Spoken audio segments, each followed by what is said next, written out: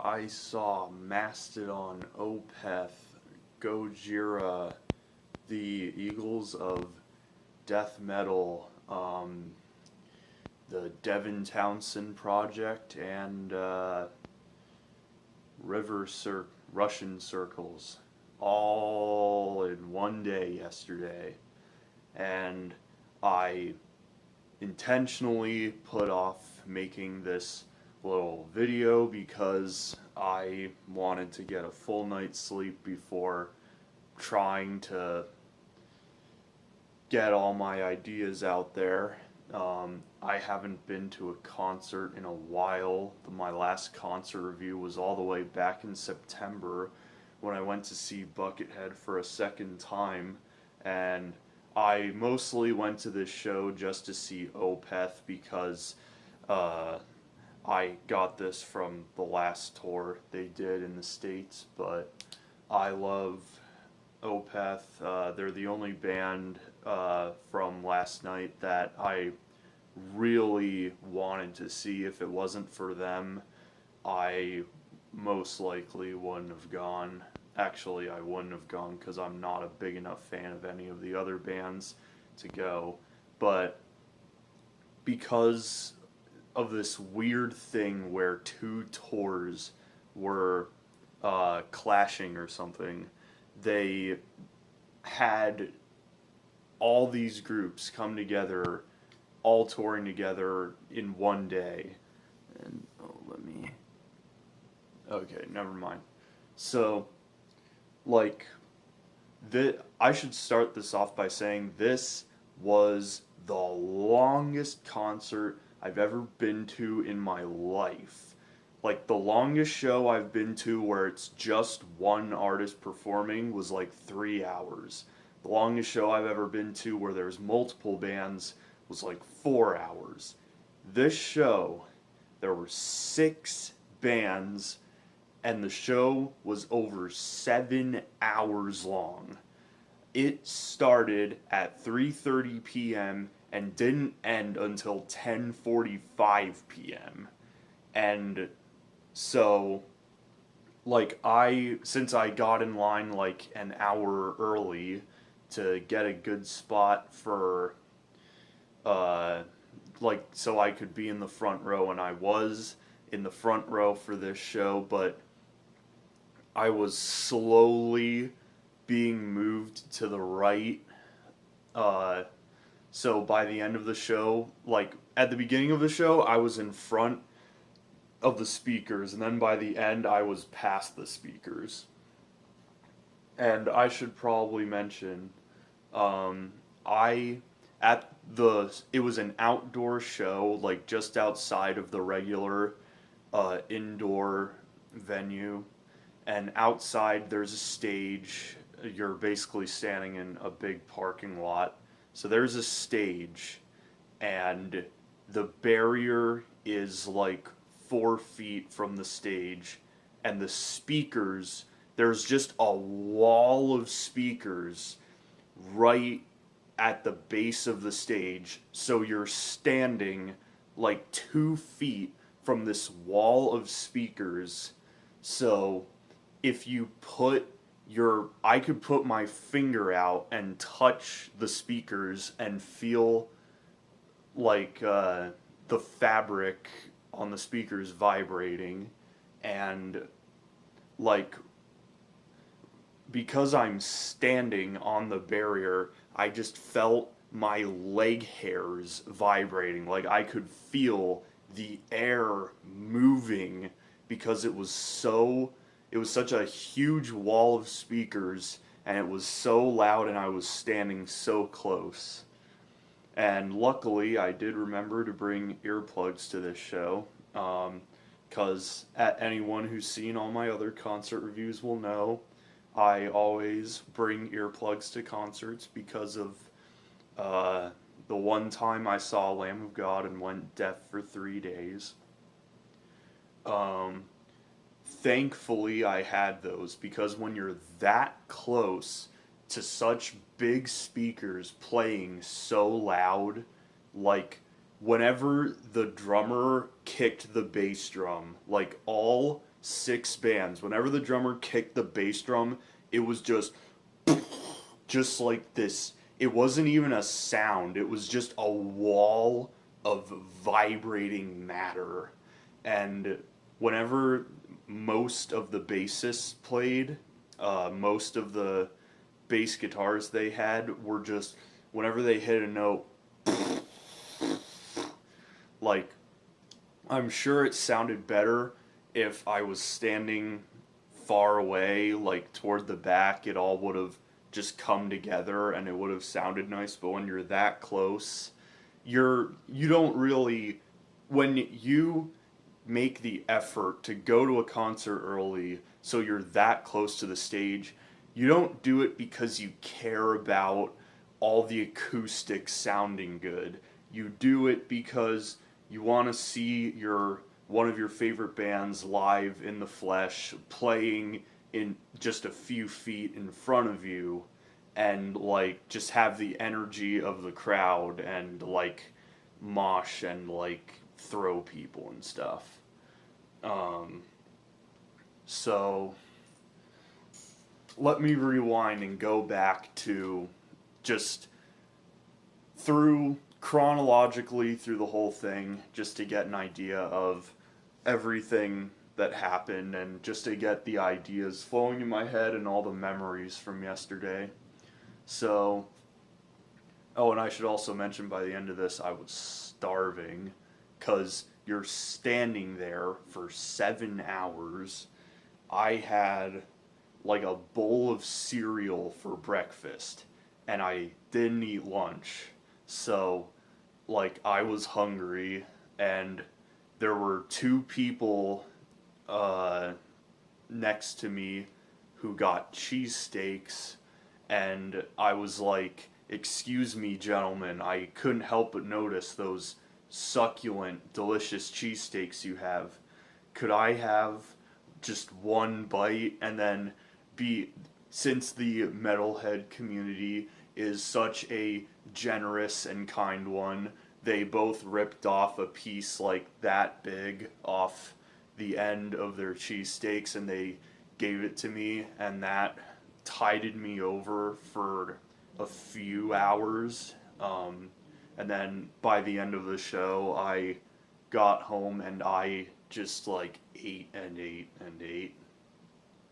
Like, I didn't care what it was. I like, oh, there's a can of fruit cocktail in my cabinet. Oh, I'm gonna throw that in a bowl and eat it. Oh, I got like 8 Cliff Bars over there. I'm gonna eat those too. I got this jar of applesauce in the fridge. I'm just gonna open it and by the way, that's the only way you should ever drink applesauce, by the way. Eat applesauce, I mean. You don't eat it, you treat it as a liquid and you just drink it like as if you're just like drinking a can of soda or something.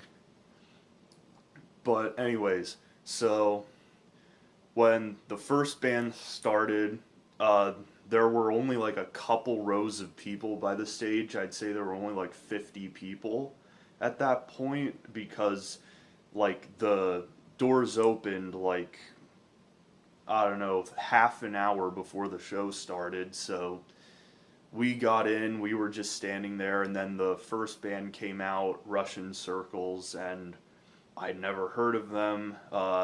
They got overall their sound is like this post-rock, dark, psychedelic sound, and they had some interesting, the guitars had some interesting chords, some interesting progressions in there. It was entirely instrumental, so like it's the kind of music I would imagine like being played at more of a like an alternative and psychedelic concert where everyone's wearing a tie-dye shirt and getting high. But like when they were on stage, by the time they got off stage, the place had filled up and this whole lot was filled with a couple thousand people, so I'm glad I got in when I did. Um, and the second band was the David Townsend Project, which, again, I'd heard of Devin Townsend, but not really any of his stuff. Never really bothered to check it out. One little thing that was kind of funny to me was they were setting up, all the guitar techs were setting up and stuff, and he dropped Devin's guitar, and that was kind of funny. I laughed, and the guy next to me just screamed, "Fired!" So, yeah, that was funny. But, it was fine, and he used it on stage. And Devin himself is an awesome frontman. He's high energy. He's funny. He was saying stuff oh man, we're all bald and middle-aged and have kids, guys, so cut us some slack. Or, and because he's from Canada, he made some Canadian jokes. The only one I remember is, how do you get 30 Canadians out of the swimming pool at once? Say please. And then, what else? He was just really wacky and just making all these faces, and a common thing a lot of the acts did was they would, because again there's the stage and then it drops down a little and you have all these speakers, and then there's 1 foot for the national event service agent people to stand to make sure when people are crowd surfing they get them down and go around back. He would stand on the wall of speakers in front of the stage, and it would just be so close that you can put your hand out and you'd be inches from them if you wanted to. But yeah, they had some pretty cool riffs. He had some his vocals sounded cool, both the clean vocals and his growls or screams or however you want to call it. I remember there were just a few moments where I was like, oh wow, that sounds really cool. But anyways, so since I expected all of this to just be just a metal concert, I saw them setting up for the next group, and it's the bass tech brings out a Fender Precision bass, and I'm like, oh, okay, that's understandable. Usually, most metal basses have at least a Fender Jazz bass, if not some sort of more modern model or a 5-string or something. But I'm like, yeah, sure, you could use a Fender Precision bass for metal. But then the guitar tech brought out a semi-solid body guitar with F-holes in it, and I'm like, huh, that seems kind of weird. And then another guitar tech brought out this old Gibson style Flying V with the rounded edges, and I'm like, huh, what's this? And then all the band members come out, and the front man is this, he looks like he came right out of a 70s movie. He has the mustache and the tight jeans and t-shirt, and his hair slicked back, and the big shades, and the bassist was this girl who, by the way, was pretty hot. She had this long blonde hair. She was wearing this a camo jacket and this police hat and shades, and I'm like, what? And then their other guitarist got this beyond Duck Dynasty proportioned beard that came down to here, and I just want to make sure I'm not recording, and like I'm just like, what is this? What's going on? And they start playing these classic rock covers and this like bluegrass style rock, like this southern rock, and I'm like, huh? What are they doing at a metal show? This feels so out of place. I don't know if that's part of the joke, or if it's because they have death metal in their name, or if it's because of the connections they had, but I don't know. It just felt really out of place. So, like, I've never heard of this band either. I did do a quick Wikipedia search on them, and it turns out they did a show in November of 2015 in Paris where there was an Islamic extremist suicide bombing and shooting where 89 people died, and all the band members got backstage and escaped unharmed, but their merchandise people got killed or something. Like, and I'm like, oh, well, that's interesting. I don't know, that's just an interesting little piece of history.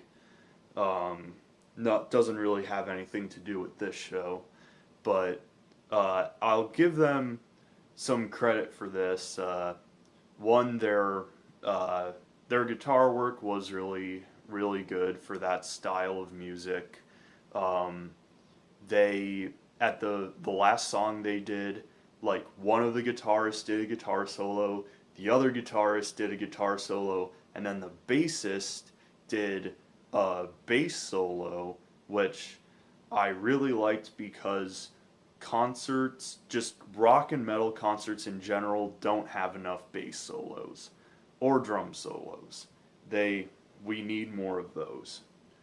And I'm glad whenever I go to a show that the bassist does a bass solo, or the drummer does a drum solo. There were no drum solos at this concert though, which was somewhat disappointing, because you'd think out of 6 rock or metal bands, you'd think at least one of them would have a drum solo. So, anyways, they left and Gojira came out, and I had heard of them. I'd seen maybe one of their songs before, and my reaction to it was just like, they're a metal band, like a modern progressive metal, heavy progressive metal band. Nothing super special about them. That was just my initial reaction to them. But then they came out, and I gotta give them credit for this. Those guys know how to put on a fucking metal concert. 'Cause the crowd was the most energetic when they came out. They had the most people singing along. They had the most people moshing, the most people crowd surfing. That reminds me, there was a couple people who crowd surfed multiple times. One of them did it 5 times. My one friend told me a story once that he went to a concert, and there was this one guy who kept crowd surfing. He would surf and then get caught and go back, surf, get caught and go back, and he did it, not even exaggerating, 50 times. Just kept doing it.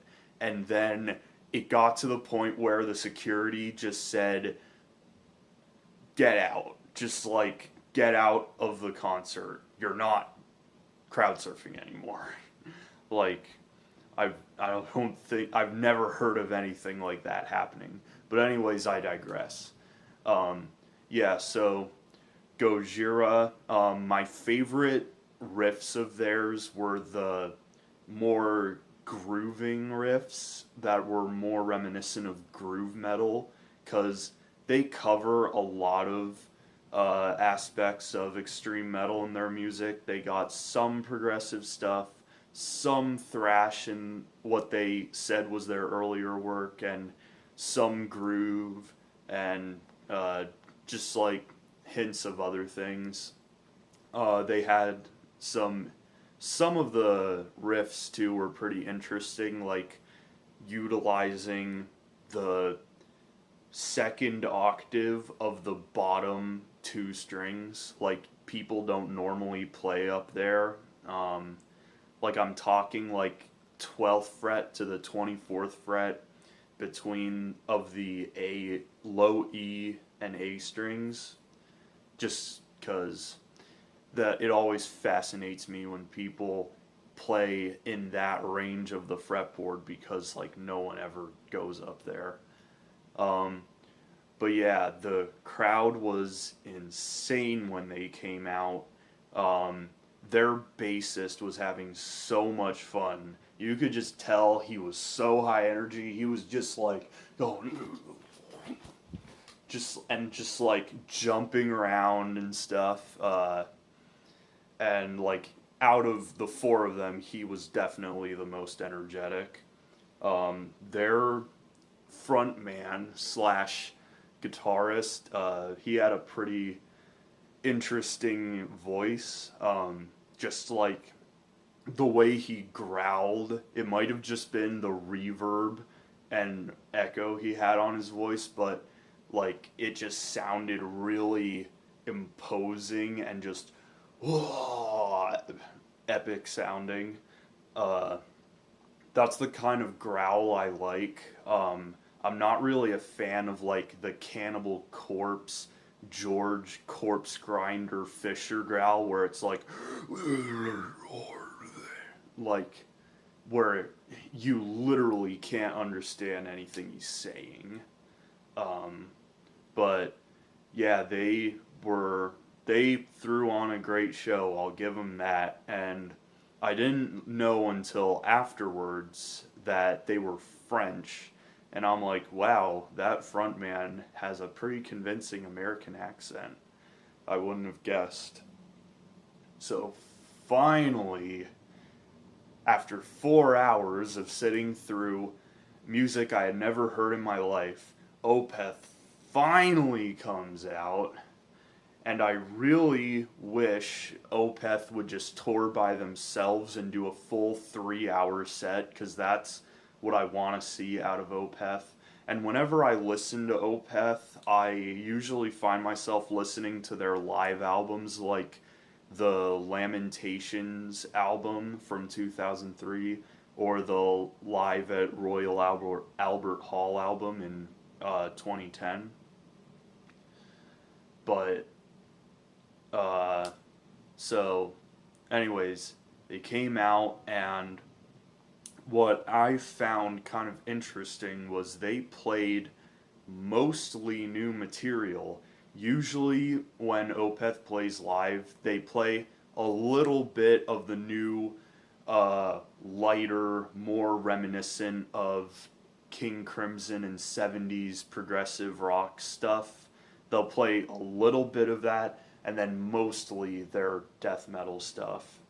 But at this show, they played 6 songs, I think, and it was like 4 songs off Sorceress, Pale Communion, and Heritage, and then there was 1 song from My Arms, Your Hearse, which was pretty interesting because they don't play a lot of stuff off those first 3 albums. Most of the stuff they play live is from Still Life onward, but it was really cool to see some of that early material live in person, because it's more their early stuff from their first three albums is more black metal influenced, where it's a lot of like tremolo picking chords and stuff, instead of like the more modern progressive death metal you hear from them, like from like 99 to 2009 or so. And of course, I'll post links in the description. Tried to take a video of every time Michael was just talking in between songs, because as we all know, Michael, the front man, talks in between songs and like tries to be a comedian, or he doesn't try to be a comedian. He just likes talking about random stuff, and he talked about a lot of random things. One, he talked about how cold it was, and that brings me to the weather. So this is, I haven't been to an outdoor show in a long time, so this show's in May, and in the area, spring can be an unpredictable time of year, because a few weeks ago it was like in the 80s, and this week it's been in the 60s. So it was like in the 60s for a good chunk of the day, but then as the sun set it got colder and colder until it was in the 50s, and then I think at night, like the dead of night, like 2, 3 a.m., it might drop into the high 40s. But anyways, he complained about how cold it is and how it hurts to play. And then he's like, we're going to start this next song. Actually, give me a couple seconds. I want to warm up my hands. And then, since you can see the Philadelphia skyline from the venue, at least some of it, like the Comcast Center and stuff, he's just like, I look at those high-rise buildings over there, and I see the lights on, and I'm like, man, those people must have some really important papers they have to get done. And then he just talked about, like, how this tour, 2 tours overlapped or something, so they decided to do everything in one night or something. So that's why there's 6 groups all playing the same venue at one time. I don't know. Any other funny things he might have said are gonna be in the videos. Oh, and he did also talk about how someone said, I don't know, Black Rose Immortal or something. That's their 20-minute progressive epic off their second album. And I do really like that song. I would love to see them play it live. But then he said, nah, it's really long, and no one would know what it is, and they would probably think it sucks. But maybe on an anniversary tour. There's always an anniversary around. And then the only, like, other than Demon, which was the song from My Arms Your Hearse, the only really heavy song they played was Deliverance, kind of a live staple of theirs. I like that song. And I love what the mosh pit was doing while Opeth was on stage, because Opeth's songs, they tend to be really heavy, and then they have sparse, clean sections, and then they have more heavy stuff, and then more clean stuff. So the mosh pit would go crazy during the heavy stuff, and then during the clean stuff, it would be like just lightly pushing each other, and almost like they're in slow motion. Yeah, but I wanted more Opeth. They only did 6 songs, and that makes me sad. I want a full Royal Albert Hall style 3-hour show from them. And I really hope they do that sometime. They should be coming up on a 30-year anniversary soon, I think. Because they were formed in 1990, and in 2020, that'll be their 30th anniversary. So I'd love to see them do a big show like that on a big tour where they do a lot of awesome songs. But anyways, since I had been standing for like almost 6 hours by that point, I was getting tired, I was getting hungry, and I contemplated leaving by that point. Since I'm not really a fan of Mastodon, I saw Opeth, which was the band I wanted to see, and I'm like, you know what, I'll stick it out for like one more hour and just say I saw them twice. So Mastodon comes out, they put on a good show. Their guitarist has a pretty awesome handlebar mustache as well. Something popped up. Yeah, their rhythm guitarist, awesome mustache. Don't know if it's a handlebar, but pretty nice.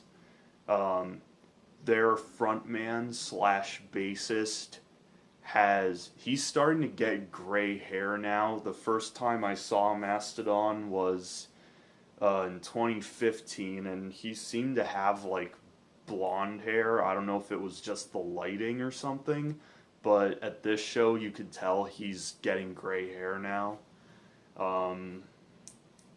And there was a monitor mistake where at the end of the song, the lead guitarist is like, hey, some other guy in the band, I know what I'm going to do after the show. Fire our monitor guy. And he gave him the finger, too. And then they started a song, and then 5 seconds in, someone made a mistake, and they stopped, and they were like, okay, take two, and then they restarted the song again, and everything was fine after that. And after the show, their drummer comes out, and he, like, thanks everyone and stuff, I guess, because all 4 of them sing, which is pretty unusual for a band where all the band members, including the drummer, have vocals. So that was pretty cool. And yeah, not much else to say other than he said, yeah, there were a few little mistakes, but we're only human, or something. And then they went off stage, and thus began the mass exodus of everybody leaving. And I hadn't gone to the bathroom in like 9 hours, and I hadn't eaten in 7 hours. So I got home, I did what I had to do, and I ate, and I went to sleep because I was too fried to make a video like this. And overall, I mean, as far as attending this show goes, I mean, you'll get your money's worth. That's all I can really say. I only went for one band. I only heard of 3 of the 6 bands, but hey, if you don't take any sides or you're not going to see any one in particular, you'll get your money's worth. That's all I can say. And anything I forgot to mention, I will put anything else I forgot to mention, any little details, I'll put in the description so you can read that and stuff.